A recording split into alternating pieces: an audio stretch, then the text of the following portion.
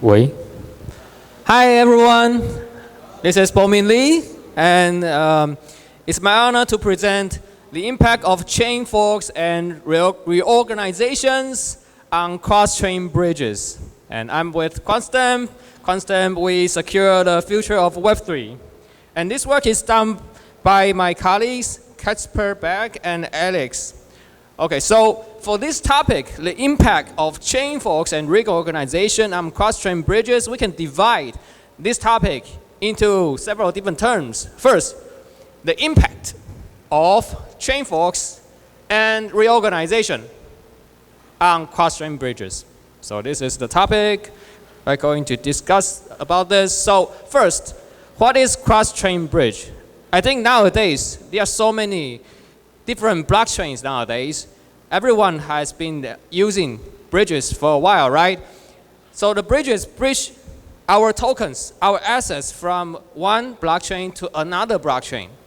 So here I'm going to describe a little bit about the underlying of the mechanism of the cross-chain bridge. So like when we're on Ethereum mainnet and we want to cross our asset like Ethereum, like Ether to another chain, we actually go through a cross-chain bridge, right? After going through a cross-chain bridge, then we got Ether on another chain. This is the cross-chain bridge. So what it actually does in the underlying is actually there's a contract at Ethereum mainnet, and there's another contract at another chain. So there are actually two contracts, or two groups of contracts that are doing this. First, when we say, oh, we want to bridge our Ether from Ethereum to another chain, we actually send in our Ether to the custodian contracts. And here we got our Ether asset locked in this contract. And we cannot get it back at this moment. Then there's a communicator. It's sometimes an off-chain bot or simply some programs that will read the events, read the condition, monitor the condition on this Ethereum chain, and then it will interact with this another chain.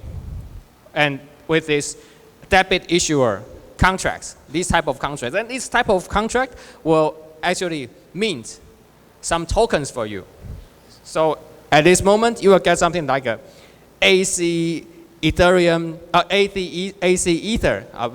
It's a short name for another chain Ethereum. It's actually not the real Ether. It's actually the something more like a debt token or a recipient token. It's like a receipt that you have locked the Ethereum in the Ethers in the Ethereum chain. So in that way, we have assets, we have token on another chain, and we can use it like we have Ethereum, we have Ethers on this another chain. So this is how a cross-chain bridge actually works. And when another actor who holds this debit token and want to get back from this another chain to the Ethereum mainnet, and this is the time when they will go to this debit issuer, this friendly UI, and say that, hey, I want to get back my Ethers. Then they can burn this debt token and then get back their Ether from the custodian contracts. So this is how the cross-chain bridge what's the underlying concept, the mechanism of a typical cross-chain bridge. So sometimes these communicator work between these bridges are like an off-chain bot, but sometimes it can be like a network of nodes to do that in a more decentralized way, something like that. And we can also call it like an oracle nodes. What it actually does is to monitoring the events, the condition from a chain, and to set the values based on the observation from the source chain to the destination chain. So this is the core concept of the cross-chain stuff. I mean the typical one. There are more and more advanced bridges nowadays, but this is just the typical one, okay? And it's also what we are going to discuss in this case study today. So there are actually many different bridges. So here we divide it into, there's a 2 axes, and we divide them into, separate them into different categories. So first one, centralized. What does that mean? So for centralized bridges, it means that the communicator in the middle is really in a centralized design. It's like a program holding the private key of the really important EOA or contract, that holding all the permission between the custodian contracts and also for the debt token contract, right? So it's a more centralized design. And when this centralized component go into trouble or do something bad, people are getting into trouble. Yeah, so this centralized design, and there's a trustless design. So recently there are more and more ZK bridges that utilize ZK proof so that this information passed by those communicators can be validated to be correct. So we do not need to trust those communicators or Oracle nodes anymore. We trust the ZK proof, and we prove that it is correct before we can trust it. So these are the trustless bridges. So in another dimension, we can look at the fast and standard design. So for standard design, what does that mean? Standard design, there are, we can say it is a slower design. It's slower. Usually, when you bridge your tokens and you see that it should wait for like several hours, or you should wait for like 7 days, it's a standard design. It's designed based on to wait for the finality of the states on different blockchains so that the result wouldn't be reversed, something like that. So it's a more secure design, and we call this standard design here. So it's usually slower, but we have more and more faster design nowadays. And those advances is done by introducing the idea of liquidity pool. Liquidity pool.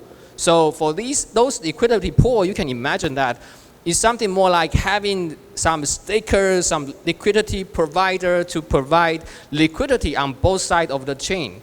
Like based on our example, for instance, that user A can provide ethers on Ethereum chain and provide AC Ether on another chain, something like that.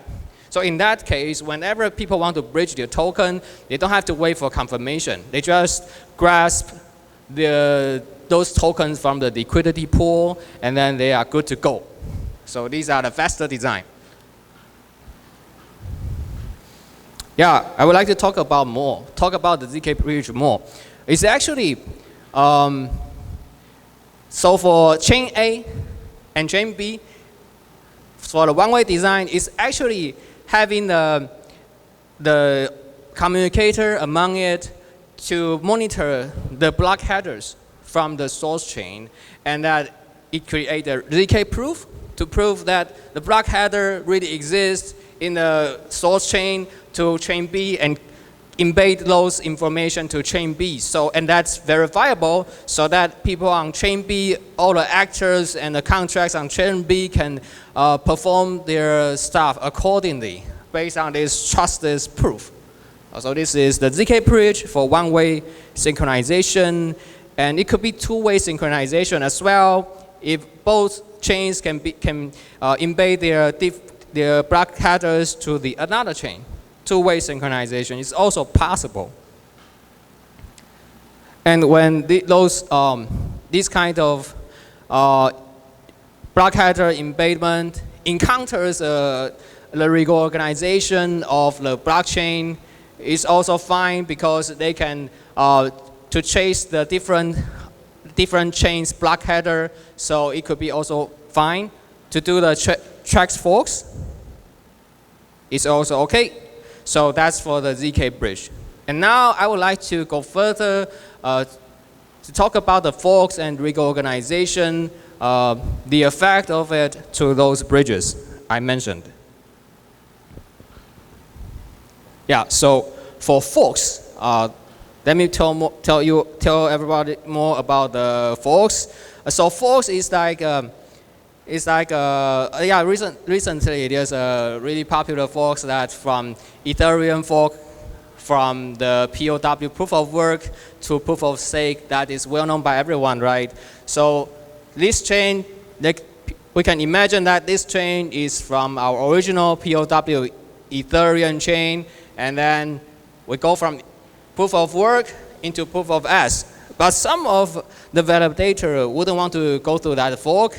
They could remain on the proof of work chain, and then they will continue to, after that, after this moment, we will have two chains, right? So this is fork. It's like a parallel universe. So for forks, it's actually no impact for forks on the cross-chain bridges. As long as because they are parallel universe, right? So there's nothing really being changed. It's just become, start from one point, it becomes two parallel chain. So it's, the only thing important is that for bridges, for them to choose the chain they want to be at, choose the chain that people want to use, so that it could be okay for forks. There wouldn't be performance impact, and there wouldn't be security impact. But the problem exists when it comes to, so this is still fork changes. No, we are going to talk about reorganization. The problem comes when it comes to reorganization. So reorganization is also a kind of fork. However, it's more like changing the chain and disregard the original chain. It happens a lot in the blockchain system. Whenever there's a longer chain exists, longer valid chain exists, the shorter chain is going to be replaced and eliminated. So it's something like this. This is the original chain, and when this chain is found longer than the original chain, the validators will go for this longer chain. And this shorter chain with conflict information will be eliminated and not used anymore. So this will cause some problem. That's for the classic this is one of the classic attacks on the blockchain system. We so-called that 51% attack, and we also call it like a double spending attack. Imagine that when we have an attacker, when an attacker deposits their fund to a centralized exchange, and then it is here, the deposit transaction is here, and the exchange accepts that, and then the attacker try to come up with a 51% attack on the computational power, having the validator to choose this chain. When this happens, this deposit event could be reverted. But the attacker has already deposited their fund into the centralized exchange and start to trading, and even withdraw some funds to the another chain. So in that case, if the chain switch into this chain without the deposit transaction, all the funds are gone. The funds never deposit into the centralized exchange. The funds are still in the wallet of the attacker, and the attacker still holds the fund that they attempt in the centralized exchange and run away. So this is the classical 51% attack of double spending, and it's actually possible. You can see on this crypto51.app to see how much computational power, how much cost you should, how much does it cost for you to rent the machine to have this kind of computational power to perform this kind of attack.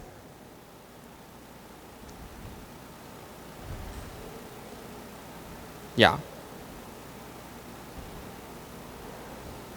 This is what I just been talking about. Yeah, so this chain, this 51% attack.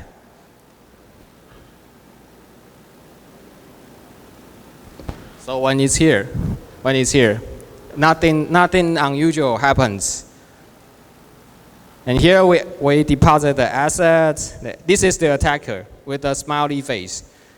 And then the attacker simultaneously conduct a 51% attack on chain B. Then, when this happened to bridge, this is the bridge. The bridge and a communicator will sync the information from this blockchain, the source blockchain, to the destination blockchain. And this is where the deposit happened. This is where the deposit happened. But remember, simultaneously, this attacker also conducted a 51% attack. So let's see what would happen. The attacker on the destination chain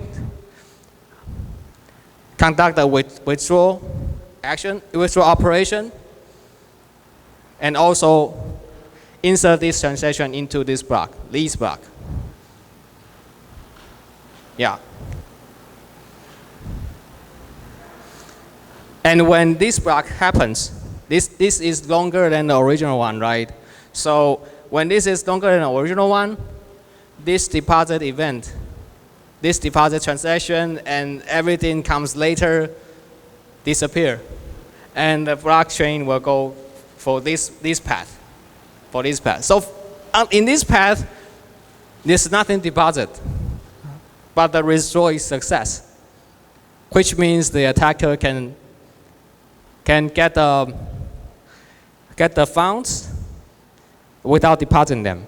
So this is the attack. So for the impact of reorganization, it's actually, we divide it into several different categories that they are centralized, trusted, and standard and fast, right? So for L1 to L1, the problem is more severe. And for L1 to L2, it's possible to do the state reversion. So it's better in that case. It's possible to do that. And so for the impact in regard to the performance, so for fast bridge, so for slow bridge, it's okay because it's already low and it's more secure for waiting longer time for all the number of confirmations. And for the fast bridge, the problem is bigger because it doesn't really wait for a long time. So it might have to dynamically adjust for the states to do some state monitoring and state reconciliation. And for the security side, since for the standard bridge they wait for longer, if they wait for longer every time, it could be fine. But for the fast bridge, those liquidity provider are going to lose their money, especially for L1 to L1, because there won't be state reversion. They couldn't do state reversion. So for L1 to L1, this case is totally is going to be under terrible situation. And so for L1 to L2, it is still possible if we can avoid the funds from getting withdrawn to L1. L2 side can still do the reversion and to keep the money back. So here we provide a mitigation technique to do that. So this mitigation is that, so for the withdrawal, so for deposit event, we encourage those L1 to L2 bridge. If we want to do a fast style of the withdrawal, they have to have this hash result for all the deposits. And then whenever we want to withdraw from the second, they want to withdraw from destination chain to the source chain, they will have to incorporate the deposit hash into the withdrawal request so that the custodian contract can check for that correctness of those results. And this mitigation technique, the core concept of it is that whenever the attack happens, this hash wouldn't exist. So it will conflict to the withdrawal request, leading the withdrawal request to revert as well. So this is one of the really simple mitigation that for L1 to L2 bridge can do. Yeah, this is when this chain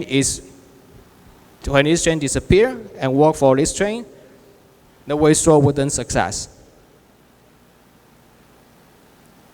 Okay, so after this mitigation, this L1 to L2 bridges is going to be safe. But however, L1 to L1, because state reversion couldn't really apply, so this mitigation is not for L1 to L1 bridges. Just couldn't help. So here's several few takeaways. First, currently there are growing design space of cross-chain bridges, more and more application, more and more different principles have been applied to this area. Second, one of the most excitement of the advances are the trustless ZK bridges, and the impact of reorganization is larger than forks, and to the security are larger than performance. We should keep in mind that reorganization is always going to be a huge issue for the traditional bridge design, and the securities is really need to take the reorganization into consideration. And the impact of reorganization is independent of decentralization. No matter how decentralized the middleman, I mean the communicator in the middle is, the impacts still exist. The decentralization on that point doesn't help with the reorganization issue.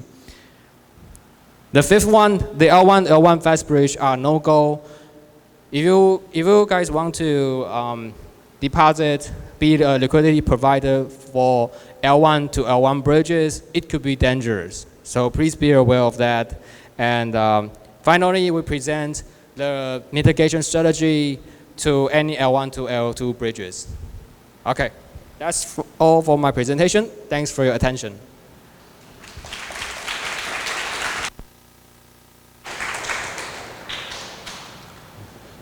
Amazing talk. Thanks for Poming.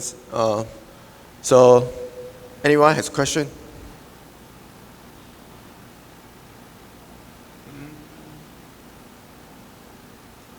No?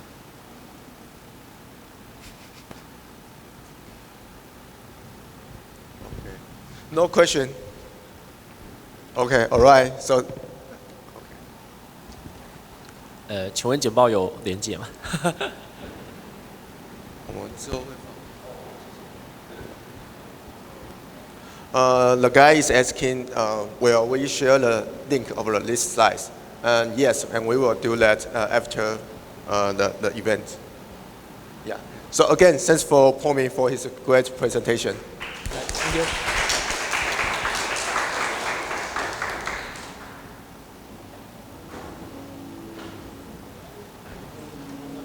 Right.